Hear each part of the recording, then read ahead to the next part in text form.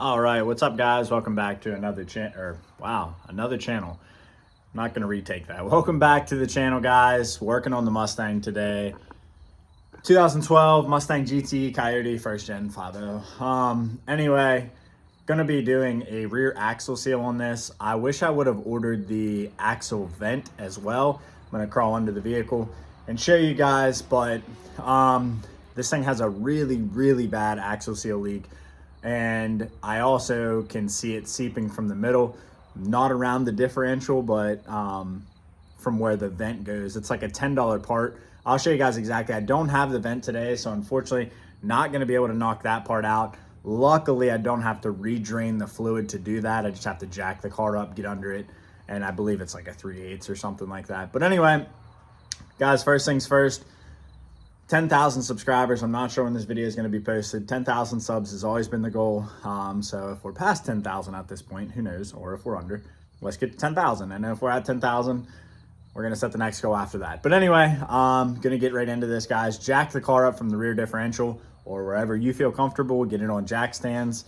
It is already done. Going to pop the wheel off and I'll get into the brake. All right, so if you guys are wondering where that vent is, right there on top, and you can tell thing is leaking terrible, so obviously I need to order that, but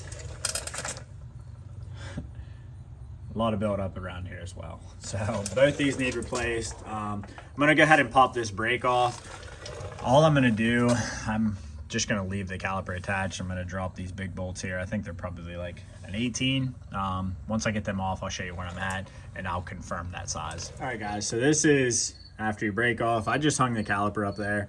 I'm probably gonna go a little bit further in this video. Like, I'm probably gonna take the dust shield off. Not in this video, sorry. But this is where you wanna be at. I just wanna clean all this stuff up. You can tell this has been leaking for quite a long time. I just wanna make sure that it looks a little bit better. Like I said, I can't do nothing about that seal, but this is the state I wanna be on this side. So now I need to get underneath of it, get a drip pan, drain pan, whatever you wanna use, because we gotta get that rear diff cover off. So let me go ahead, get a drip pan and set up. All right, trying to give you guys a pretty good angle. I have all the bolts out, but the very top one. Somebody has definitely already siliconed this thing all up. So I'm curious on how much the cleanup I'm gonna have to do, but I'm gonna lightly tap this. Hopefully you guys can see. So lightly tap the side here to get it to, there we go. Start leaking. Still working? Yeah, buddy. I'm gonna get that fluid to come out. I'm gonna leave that screwdriver in there just like so. Fluid actually doesn't look horrible. So I have the top bolt still in. You guys can up here. Just want to let this drain out so that it doesn't make a huge mess, but I don't think there's that much in there. So I'm going to go ahead and pull that top bolt out.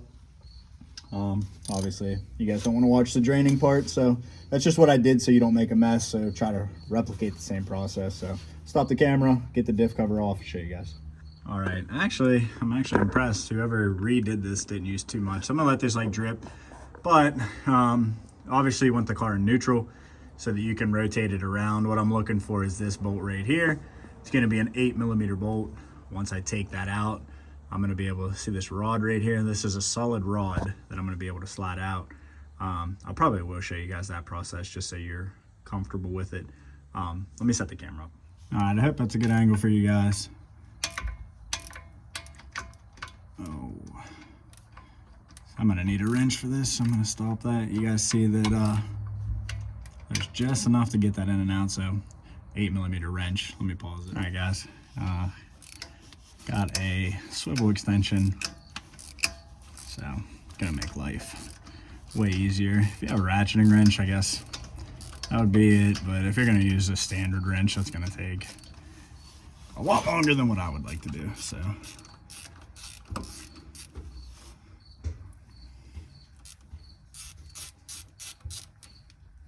Pull this bolt out. Try not to drop it in there. Okay, it's out. I'm gonna set that off to the side. And then this rod, I might have to rotate the wheels around for it to slide out.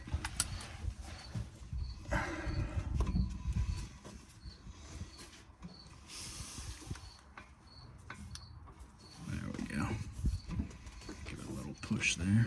Hey, you guys can see sliding right out. So don't get this dirty. I'm gonna try to keep this in my pan here.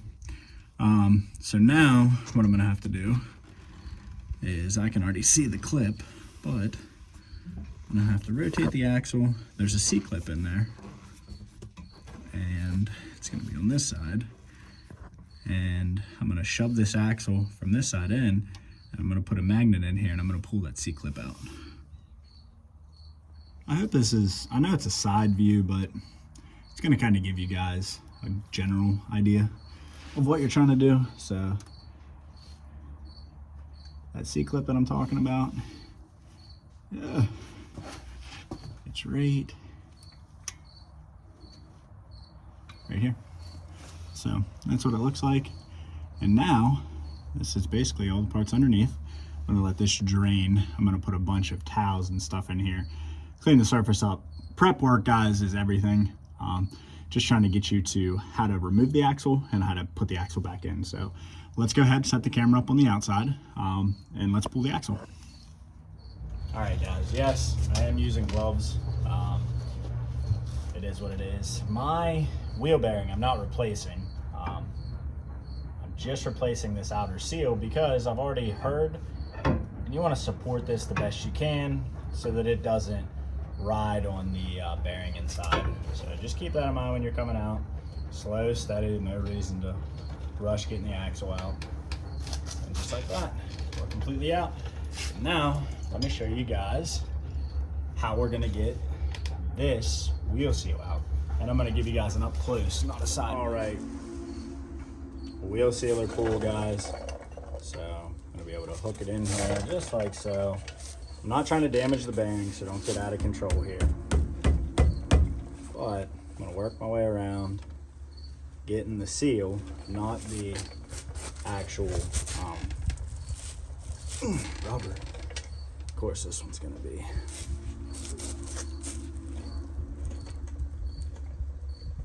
There we go. Oh. Okay, she's moving.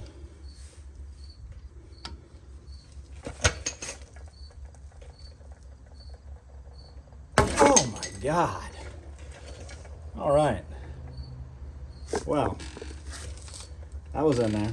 Gonna clean this up, put a rag on the bottom here. I'm not trying to get my garage floor all drippy. And let me clean this area up. I'm not gonna show you guys that. You guys don't care about that, but I wanna clean this up before I put it back together. So I'm gonna put you on pause. And then when I come back, which will be immediate, we'll beat the seal in. All right, guys, so cleaned it up. Not the best, but good enough. This is how your bearing is gonna look, or whichever one you get, this is how, or my seal is gonna look. So the goal is, guys, you wanna, so I started putting it in there like a little crooked. The goal is to start this thing as straight as possible. I got a pretty big piece of wood. I wish I had a little bit smaller, but working with what I got here.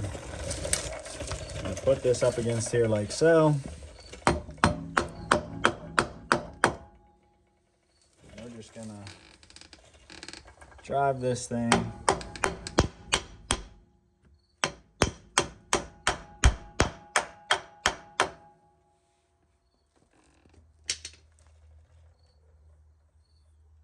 Got to do a little taps at the top, just a couple, and I think we're on the money with what we're trying to do here.